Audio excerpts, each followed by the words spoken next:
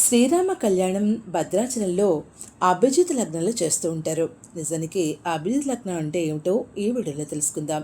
Subscribe Chaganti multi Telugu.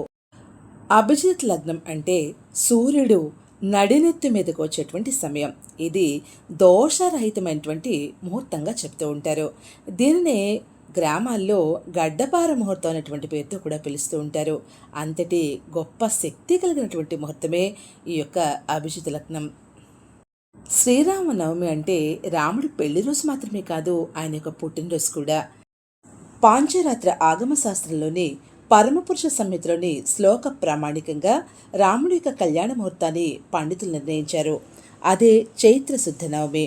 అవతార పురుషులు దివ్యమూర్తుల యొక్క కళ్యాణ ముహూర్తాలు నిర్ణయించేటువంటి సందర్భంలో ప్రామాణికంగా ఒక శ్లోకాన్ని తీసుకుంటూ ఉంటారు. యస్య అవతార దివసే తస్య కళ్యాణ ఆచరేత్.